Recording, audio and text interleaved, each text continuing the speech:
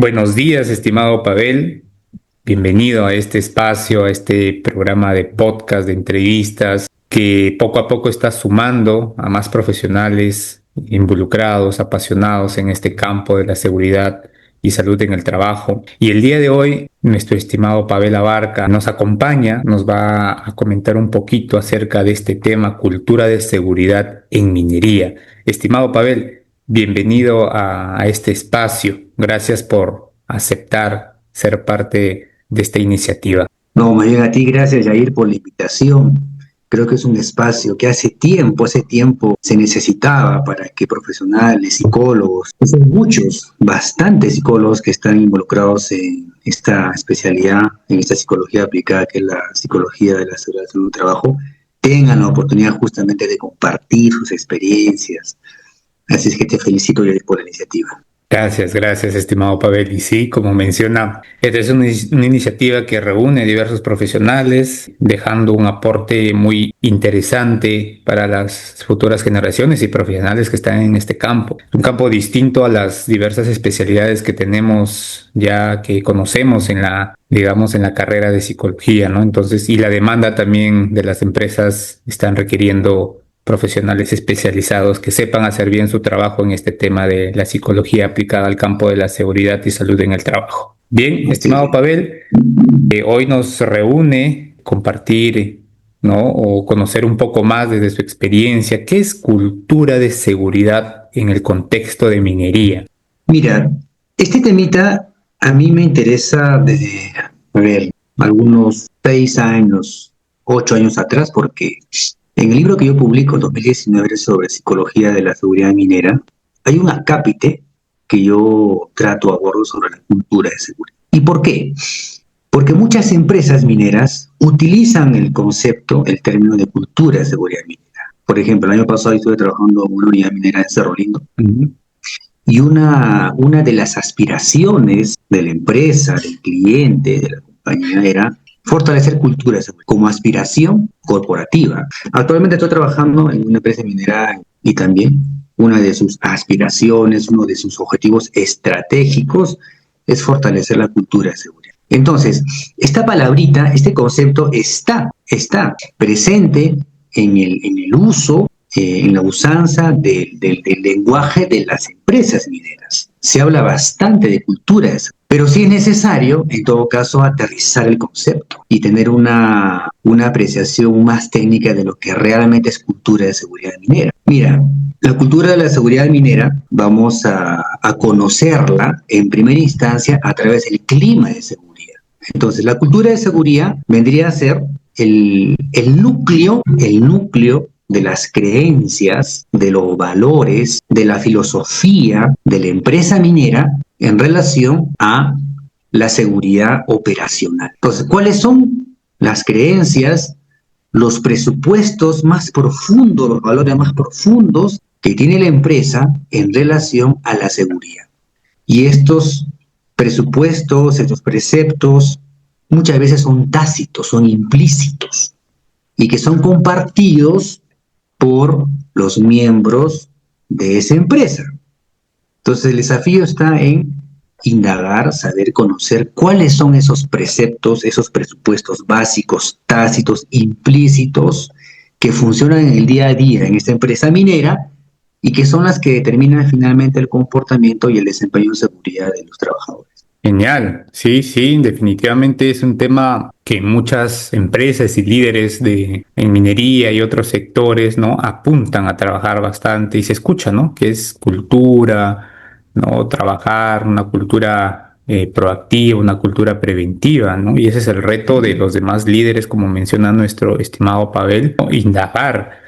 Estimado, desde su experiencia, ¿qué de pronto formas, evaluaciones, cómo llegar a indagar de manera oportuna, precisa, científica y nosotros como profesionales podemos utilizar para hacer este tipo de evaluaciones, ¿no? Porque mencionó algo de clima también y que está muy relacionado al tema de cultura. Claro. Yo te diría de que la manera científica es a través de una evaluación cuantitativa y una evaluación cualitativa.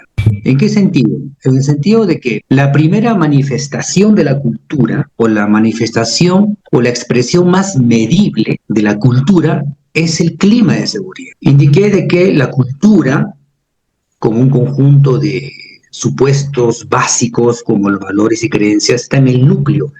Entonces, este es un modelo, el modelo de capas de Frank Goldman, este psicólogo que a la fecha es uno de los más citados en los papers a nivel internacional, y él es el que propone el modelo de capas de la cultura, algo así como una cebolla. ¿Ya? En el núcleo, en el centro, está la cultura en sí misma, que son este conjunto de preceptos, creencias, valores, que son muchas veces tácitos e implícitos, como había manifestado. Luego, después de este núcleo, hay una capa siguiente. La capa siguiente, que es la capa más medible, es el clima de seguridad. Y el clima de seguridad sí lo podemos medir cuantitativamente, a través de escalas, encuestas y cuestionarios autoadministrados. ¿Por qué? Porque el clima de seguridad vendría a ser el conjunto de percepciones que tienen los trabajadores de una empresa minera, en este caso, acerca del sistema de seguridad de la empresa y acerca del desempeño de seguridad de la empresa. Todos los trabajadores, como están en el día a día, ya tienen una percepción formada de realmente cómo es la seguridad en su empresa, cómo es el sistema de seguridad y cuáles son los esfuerzos, el desempeño en seguridad de la empresa que se da a través de las decisiones gerenciales que toman la alta dirección. Todo eso lo perciben. Entonces, una primera forma de conocer la cultura de seguridad es a través de esas percepciones que tienen los trabajadores. Entonces, hay escalas, hay encuestas, hay cuestionarios que nos permiten medir esa percepción de los trabajadores. Y la otra forma es profundizar en ese aspecto cuantitativo. Y la única manera de profundizar es utilizando metodologías cualitativas como los grupos focales. Porque si mi encuesta de clima de seguridad me arroja, me da, de que los trabajadores tienen una percepción negativa acerca del compromiso de la alta dirección en materia de seguridad, bueno, ese es el dato frío. Ese es el dato cuantitativo. Yo voy a medir, ¿no? La percepción de esos trabajadores. ¿Es una percepción alta? ¿Es una percepción adecuada? ¿Es una percepción favorable? Pero claro, y si es desfavorable, me interesa profundizar en ese resultado cuantitativo. Y ahí tengo que tener contacto con él. Tengo que saber, este resultado cuantitativo en esta empresa minera, bueno, este resultado estadístico, frío, bueno, ¿qué significa para la empresa minera? ¿Por qué este resultado cuantitativo? ¿Cuál es la causa raíz de estas percepciones de los trabajadores? Y la única manera de hacerlo es a través de las metodologías cualitativas, de tener contacto con la gente, conversar en grupos focales para profundizar sobre los resultados que nos han arrojado y las evaluaciones cuantitativas, ¿no? Genial, sí, definitivamente estas dos formas de evaluación nos va a permitir tener pues un resultado más cercano, digamos, a lo que puede revelar una cultura y clima de seguridad. Y hay algo muy interesante que mencionó, tal vez por ahí nos puede sugerir, ¿no? Para todos los que estamos aquí en el podcast que van a escuchar, tal vez así acá en Perú, ¿qué evaluaciones de pronto son las más oportunas en el tema cuantitativo, ¿no? Que de pronto nos da una mayor fiabilidad o confiabilidad para tener esos datos que nos permita a nosotros conocer o acercarnos a una apreciación de clima o de cultura de seguridad. Justo hace poco estaba revisando algunos artículos de investigación y a nivel internacional, una de las escalas de los cuestionarios que más se está utilizando es el NOSAC 50, el cuestionario nórdico de cultura de seguridad. El NOSAC 50 tiene 50 ítems, evalúa 6 dimensiones. Por eso es que esta evaluación cuantitativa también se le llama evaluación analítica. ¿Por qué? Porque cuando se aplica este cuestionario, el NOSAC 50 en este caso, luego hay que analizar los resultados a partir de las dimensiones factoriales que tiene el cuestionario, que son 6 dimensiones factoriales. Entonces se analizan los resultados a la luz de estas dimensiones que han sido creadas, ¿no? Para ese instrumento. Pero el NOSAC 50 en el Perú también es el más conocido. Yo utilizo el NOSAC 50, por ejemplo. El año pasado hace 2 años se hizo una evaluación con unos 50 en las Bambas, de las Bambas. Actualmente también estoy aplicándolo en la empresa donde estoy trabajando, en la unidad minera donde estoy trabajando. Y lo interesante es de que el NOSAC 50, sus resultados lo podemos extrapolar, lo podemos vincular, a, al modelo de cultura de seguridad o de madurez de cultura de seguridad de Hudson 3. Entonces ahí te va a salir, según los resultados, en qué nivel de madurez está tu cultura, ¿no? Si es una ontológico, reactivo, cumplidor, generativo. Entonces vas vinculando los resultados con el nivel de madurez de cultura. Perfecto, sí, mire, esa pepita de oro, como lo llamo, ¿no? Que nos ha dado, porque básicamente es algo que lo pueden enlazar acá los profesionales que nos están escuchando. Estos resultados del NOSA que nos arroja, ¿no? Enlazarlo al nivel de cultura, cómo está madurando, ¿no? En qué nivel de cultura se encuentra la organización, a nivel de seguridad, y eso es muy bueno. Estimado Pavel, por acá, de repente, una estrategia o una anécdota, de pronto alguna experiencia que le haya impactado a usted, o tal vez que ha sido un reto donde ha evaluado a nivel de clima y cultura de seguridad, pero después de esa evaluación, de pronto, ¿qué estrategias o qué planes ha surgido en esa evaluación o recomendaciones de su parte de usted a esta empresa que ha evaluado o a esta organización a nivel de cultura de seguridad? Sí, a ver, tengo una anécdota un poco interesante Ya.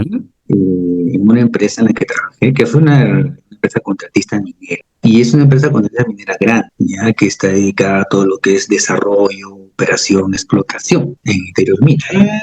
Bueno, estando en la unidad minera, yo tenía a mi jefe directo, que era el gerente de seguridad, pero a la vez, como toda empresa minera, tiene su liderazgo corporativo. Entonces, hay un liderazgo corporativo que son los que están en Lima y hay un liderazgo de operaciones que son los que están en la unidad minera. Entonces, yo tenía a mi jefe de seguridad, gerente de seguridad en la unidad minera y acordamos evaluar justamente cultura, ¿ya? Aplicándonos a 50. Y se hizo la evaluación, se hizo toda la campaña de difusión, de posicionamiento del tema de cultura, se organizó cómo aplicarlo, porque lo teníamos que aplicar en un método virtual, un formulario virtual, y se logró aplicar la encuesta a las 3 guardias, porque son 3 guardias. Y bueno, luego viene la parte de trabajo de gabinete, procesar los resultados, tabular, sacar el informe, y claro, los resultados no resultaron ser tan favorables, como normalmente ocurre. Normalmente cuando se aplica el NOSA 50 y ya luego se extrapola el modelo de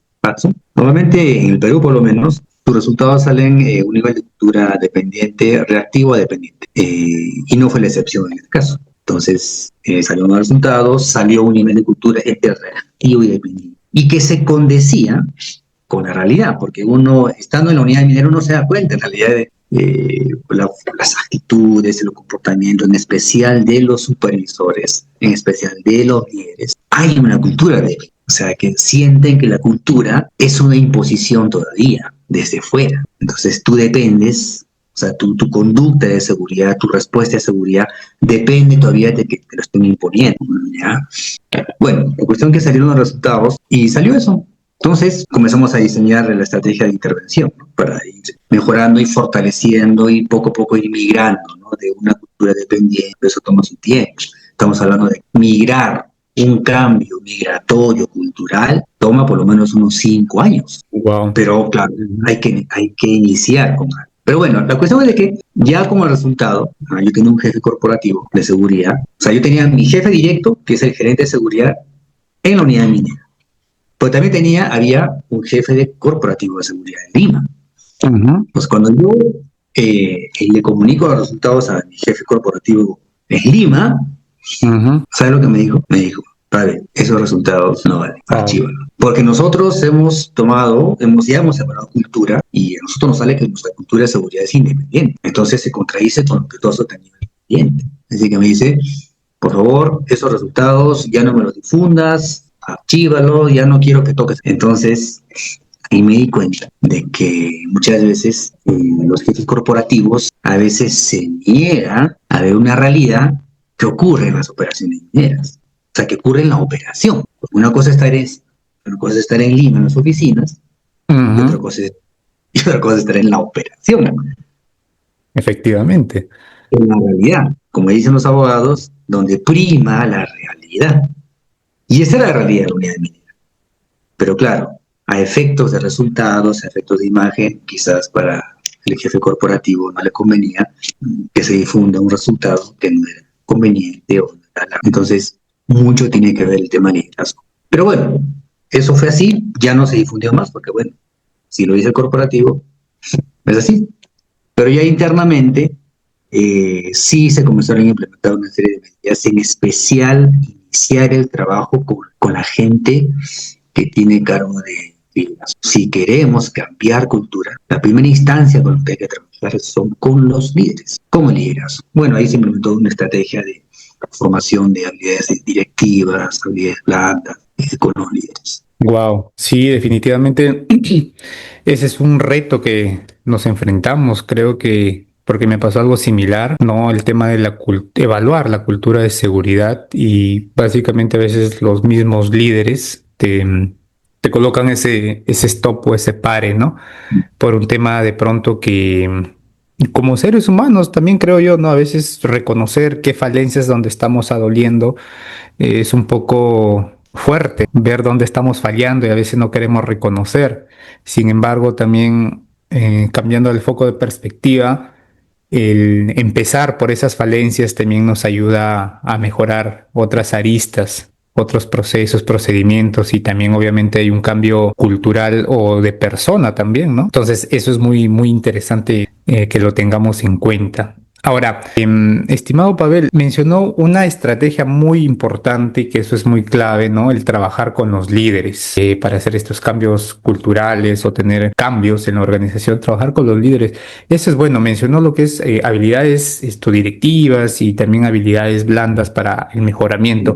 ¿Qué otras estrategias recomendaría de pronto usted que podamos tener en cuenta, Claro, al momento de poder hacer nuestro plan de intervención o plan de mejora, teniendo en cuenta que nuestros resultados han salido desfavorables, no esperados a nivel de cultura y clima de seguridad? claro. ¿Por qué mencionar el tema de los líderes? Porque los líderes son como la bisagra operacional. ¿En qué sentido? Los líderes son en realidad, o sea, los supervisores de línea, los jefes de guardia, los capataces, son los embajadores de la cultura. Son los que transmiten como cascada, hacen bajar los valores, los objetivos, las intenciones hacia la parte operativa, los trabajadores operativos. Entonces, por eso es que mencioné de que era fundamental que ellos transmiten esa cultura. Y los líderes son administradores de consecuencias. Los líderes son los que refuerzan comportamientos de riesgo y los que refuerzan comportamientos seguros. Por eso que es importante. Y los líderes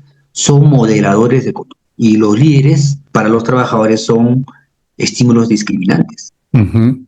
Los trabajadores discriminan si tal o cual supervisor, si tal o cual jefe de guardia es permisible o no es permisible con ciertas conductas, con ciertos desvíos de seguridad. Entonces los trabajadores ya saben identificar qué supervisor la tiene clara en el tema de prevención y cuáles si de alguna manera son cómplices o de alguna manera pasiva refuerzan conductas de riesgo, se van dando cuenta los trabajadores.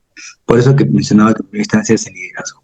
Pero ya para aterrizar en tu pregunta, no nos olvidemos que cuando nosotros evaluamos clima de seguridad, estamos evaluando el sistema de gestión del. Por lo tanto, las medidas para fortalecer cultura de seguridad tienen que apuntar desde el punto de vista de la seguridad operacional, qué es lo que tiene que hacer la empresa para fortalecer su sistema de gestión de riesgos, ¿ya? Todos sus sistemas de reportabilidad, de investigación, de inspecciones, de auditorías, de simulacros, todo aquello que nos exige la ley, ¿ya? En el tema de condiciones. Entonces, se tiene que hacer una auditoría interna, ¿ya? De cómo está funcionando el sistema de gestión. Porque el sistema de gestión de seguridad es la que va a garantizar la seguridad operacional. Y el otro es cómo está nuestro sistema de gestión del factor. ¿No? Entonces ahí tenemos, y ahí entra, por ejemplo, todo el trabajo con líderes. Entonces, fortalecemos el sistema de gestión, que es un poco el hardware, y tenemos que fortalecer el sistema de la gestión humana de cara a la prevención de riesgos. Pues vamos a ver el software. Entonces, esa doble estrategia se puede tener un plan de mediano y largo plazo para ir fortaleciendo la cultura de seguridad. Qué importante es trabajar con las otras aristas organizacionales, ¿no? Mencionó el tema, la parte dura, la parte hard, que vendría a ser pues la arquitectura o la parte organizacional, y la otra parte también el tema de conducta, comportamiento esperados para este cambio, transición. Y eso es muy, muy bueno. Gracias por comentarnos esas pepitas de oro, y haciendo un hincapié aquí igual en la descripción de los videos, tanto de Spotify y de YouTube. Igual se va a dejar el enlace para que las personas interesadas, si quieren adquirir el libro de nuestro estimado Pavel, va a haber un link que les va a llevar directamente a su contacto y puedan adquirirlo, porque definitivamente es un libro muy bueno y que necesariamente todos los que estamos en este campo deberíamos tenerlo como una Biblia de guía, como una Biblia de referencia para nuestros trabajos que venimos desarrollando. Bien, entonces ya entrando tal vez a la recta final de este conversatorio, de esta entrevista, mi estimado, ¿qué sugerencias desde su experiencia como persona y profesional puede dar? Le cuento que el podcast tiene dos tipos de público, ¿no? Personas, estudiantes, ¿no? Que están en los últimos siglos y que han visto, oye, que en minería, en temas de seguridad, tienen algunos beneficios, no solamente económicos, sino también otro tipo de beneficios sociales, que pues quieren involucrarse, y que hoy por hoy a veces las universidades tal vez no están teniendo, digamos, más espacios para poder enseñar estos cursos o estas temáticas. Bien, tenemos estudiantes interesados en involucrarse en el área de psicología de la seguridad y salud en el trabajo. Y por otro lado, ya tenemos profesionales, psicólogos que de pronto están en otras especialidades, ¿no? Y que quieren emigrar o quieren también desarrollar trabajos que conciernen pues a estos temas de psicología de seguridad y salud en el trabajo. ¿Qué sugerencias usted le daría, mi estimado Pavel, a estas personas que quieren desarrollarse o desempeñar algunas actividades del campo de la psicología aplicada a la seguridad y salud en el trabajo? Interesante pregunta. Bueno, yo daría dos consejos, tanto para el público objetivo de los más jóvenes, los más jovencitos, estudiantes, y el otro grupo para los profesionales. Para los más jovencitos, sugerencia. Hablé yo sobre la primacía de la realidad.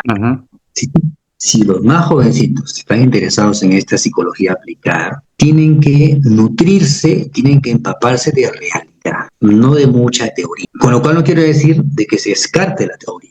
Pero lamentablemente a veces en la universidad, la formación un poquito que nos eleva mucho a la parte conceptual, a la parte teorética, nos eleva mucho, y nosotros tenemos que hacer las cosas, nuestro quehacer profesional tiene que estar aterrizado siempre en la realidad. Entonces, sugerencia, si tienes familiares, contactos, tíos, primos, que están trabajando, por ejemplo, en alguna unidad minera, en alguna empresa, conversa con él, que te cuente cuáles son los problemas del día a día que tiene tu tío, de repente es jefe de guardia, de repente es gerente, qué sé yo. O puede ser que tengas un contacto o algún psicólogo que esté trabajando en una unidad minera. Conversa con ellos, porque ellos están en contacto con la realidad, para que te enteres qué es lo que esta gente en el día a día, qué tipo de problemas reales, concretos se enfrentan en el día a día. En el tema operacional, en el tema de seguridad, en el tema de manejo de personal, cuáles son los problemas reales del día a día. La otra, para tener contacto con la realidad, comienza a empaparte de la legislación nacional en materia de seguridad, en materia de salud ocupacional. ¿Qué es lo que la ley general, por ejemplo, la ley 29783, permite a los psicólogos hacer en materia de prevención, en materia de riesgos psicosociales? Por ejemplo, los programas SBC no están en la legislación. Ni la 024, que es el reglamento de salud, de seguridad ocupacional y minería, no menciona que el empleador tenga que hacer SBC. No es vinculante hacer SBC, pero la ley te permite hacer más de lo que pide la ley.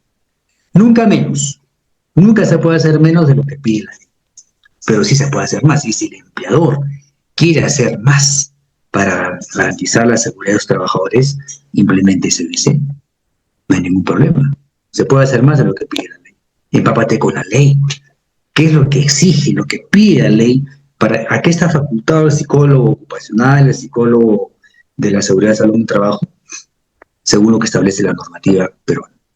Entonces ahí te vas a empapar de real. Y para los consejos para los profesionales, de repente como tú dices, Yair, que quieren migrar, ¿no?, a esta psicología aplicada en el trabajo, dos cosas. Nuestro quehacer profesional tiene que basarse en dos cosas. Lo que es la evidencia científica y su contrastación empírica. Nosotros no podemos ir a una unidad minera a imaginar soluciones. No podemos ir a una unidad minera según mi inspiración, a ver, vamos a ver, voy a aplicar acá de repente, no sé, se me ocurre que me parece interesante lo que decía Freud sobre los sueños. No se puede ir a una unidad minera a crear cosas, soluciones, producto de mi inspiración. No, nosotros hacemos ciencia psicológica, somos científicos de la conducta. Por lo tanto, nuestras intervenciones en minería tienen que estar basadas, fundamentadas en la evidencia científica y el hallazgo empírico que corrobora esa evidencia científica para que nuestras intervenciones sean efectivas. Otra cosa, otro consejo, como decía el gran doctor, nuestro amigo, colega chileno, López Mena. Nosotros no podemos ir a una unidad minera a hacer filosofía. No se puede ir a una empresa de filosofía. Hay que ir a hacer ciencia y que nuestras intervenciones estén basadas en el conocimiento científico. De ahí, ¿no es cierto?, que el conocimiento parte del análisis experimental de la conducta en laboratorios. Luego eso, ese conocimiento, en el cual se establecen leyes de conducta, se pueden aplicar en la empresa, ¿ya? Pues creo que eso serían mis recomendaciones para que nuestras intervenciones realmente sean efectivas, sean respetables y sean realmente profesionales. Qué genial, definitivamente. Escuchar a nuestro estimado Pavel Abarca es todo una eminencia en estos temas, y las sugerencias, todos estos comentarios que nos ha dicho definitivamente van a sumar a todas las personas que están escuchando esta entrevista, esta conversación. Y bueno, yo también me voy enriquecido, ¿no?